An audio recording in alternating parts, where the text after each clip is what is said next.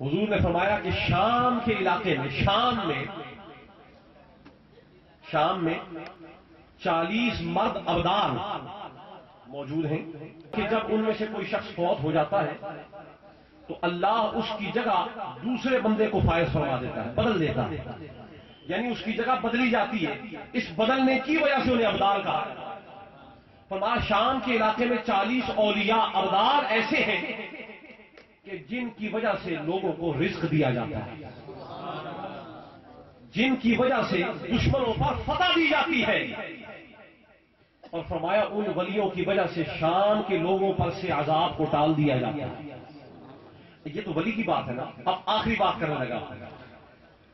حدیث شریف حضور فرماتے ہیں جب کوئی شخص نماز پڑھنے مسجد کی طرف چلے ارادہ کر کے، اور وہ یہ دعا مانگے، اللہم انی اسألک بحق سائلین علی، اے اللہ میں تجھ سے سوال کرنے والوں کے وسیلے سے دعا مانگ رہا ہوں، وبحق ممشای ھذا، اور اے اللہ میں اپنے ان قدموں کے وسیلے سے دعا مانگتا ہوں جو نماز کے لیے جا رہے ہیں۔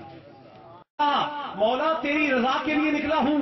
روایت کے الفاظ ہیں، فرمایا جو اپنے قدموں کے وسیلے سے نمازی دعا مانگے اللہ تعالیٰ اس کی دعا کو قبول فرماتا ہے، توجہ فرماتا ہے، 70,000 فرشتے اس کی مغفرت پر مائل کر دیے جاتے ہیں۔ مجھے بتاؤ کہ قدموں کے وسیلے سے، اپنے پیروں کے وسیلے سے نمازی دعا مانگ رہا ہو تو اللہ اس کی طرف متوجہ ہو جائے، 70,000 فرشتے اس کی مغفرت پر مائل کر دے، تو اگر کوئی اللہ کے ولی کے وسیلے سے دعا مانگے تو کیا کیا نہ ملے گا۔ تو یہ شان ہے ایک نمازی کے قدم کی۔ اگر نماز پڑھنے والے کی یہ شان ہو تو نماز پڑھ پڑھ کے جو اللہ کا محبوب بنا ہو اس کی کیا شان ہے۔ آخری بات کر رہا ہوں، ان کی یہ شان ہوگی کہ انہیں تصوف سے تا بھی ملی، توبہ نصیب ہوئی، سواد بھی ملی، صفا مل گئی، واؤ بھی ملی، ولایت مل گئی، فا بھی ملی، فقر بھی مل گیا، اور فا فنا سے بھی ہے، فرمایا اس کی فنا ختم ہو جاتی ہے اسے بقا دے دیا کرتے ہیں۔ فنا کو فنائیت مل جاتی ہے، فا سے مراد فنائیت کو فنائیت مل جاتی ہے، اسے بقائیت دے دی جاتی ہے۔ کیسے؟ کسی نے حضرت باقی باللہ سے، وہی باقی باللہ جن کا واقعہ پہلے بیان کرایا ہوں، آخری بات کرنے لگا ہوں، کسی نے حضرت باقی باللہ سے کہا کہ حضور آپ یہ تو بتائیں کہ فنا اور بقا میں فرق کیا ہے۔ آپ نے فرمایا یہ سوال مجھ سے نہ کرو، جو میرا جنازہ پڑھائے گا نا یہ سوال اس سے کرتے ہیں۔ جب حضور کے وصال کا وقت قریب آیا تو آپ نے وصیت فرمائی کہ میرا جنازہ کوئی نہ پڑھائے سوائے اس شخص کے جس نے ساری زندگی میں ایک بار بھی تہجد کی نماز قضا نہ کی، ساری زندگی میں ایک بھی تہجد کی نماز قضا نہ کی۔ حضور وصال فرما گئے، جنازے کا وقت آیا اور حضور کی یہ وصیت وہاں برملا اعلانیہ سنائی گئی کہ حضور نے اعلان فرمایا تھا کہ میرا جنازہ وہ پڑھائے جس نے ساری زندگی کوئی تہجد کی نماز قضا نہ کی۔ سب ایک دوسرے کے چہرے کو دیکھ رہے ہیں، کوئی سامنے نہیں آتا۔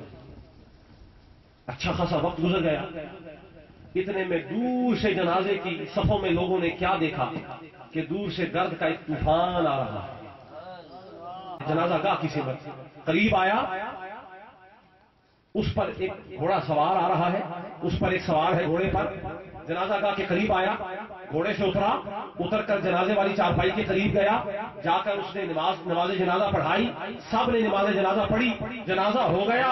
واپس جانے لگے تو وہ جس مرید نے سوال کیا تھا کہ حضور فنا اور بقا کیا ہے، اس کو بات یاد آئی، آگے بڑھا، جا کر گھوڑے کی لگام کو تھام لیا، کہنے لگا میں جانے نہیں دوں گا، میرے مرشد نے کہا تھا کہ فنا اور بقا کا سوال اس سے کرنا کہ جو میرا جنازہ پڑھائے گا، مجھے اس بات کا جواب دو ورنہ میں جانے نہیں دوں گا۔ آپ نے فرمایا دیکھنا چاہتا ہے کہ فنا اور بقا کیا ہے؟ نقاب میں تھے، آپ نے نقاب ہٹایا، نقاب ہٹایا تو سوال کرنے والے نے کیا دیکھا کہ جس کا جنازہ ہے وہ خود جنازہ پڑھا کر جا رہا ہے۔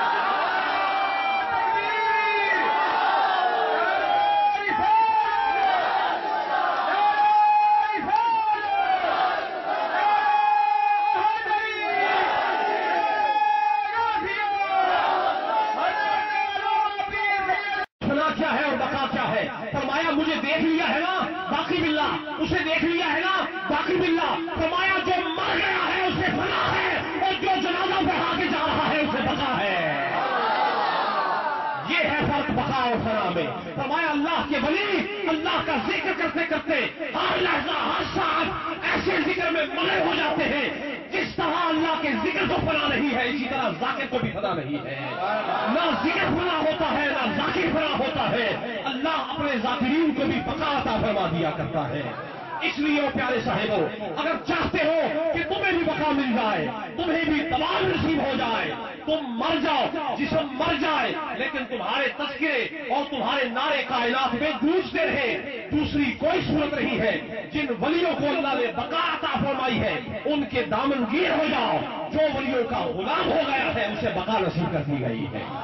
اس لیے دعا یہ کرتا ہوں کہ اللہ تعالیٰ آج کی اس تصوف کانفرنس میں جو فلسفہ تصوف اختصار کے ساتھ بیان کیا گیا ہے آپ کو اور ہمیں اس کو سمجھنے کی اللہ پاک توفیق عطا فرمائے، اور جو ہم نے اپنا ہدایہ اولیاء اور رسول کی بارگاہوں میں پیش کیا ہے رب تعالیٰ اس کو بھی مقبولیت کا درجہ عطا فرمائے، اور قیامت تک ہمیں اپنے ولیوں کی معیت میں قائم رکھے، اسی پر جینا اور اسی پر مرنا عطا فرمائے۔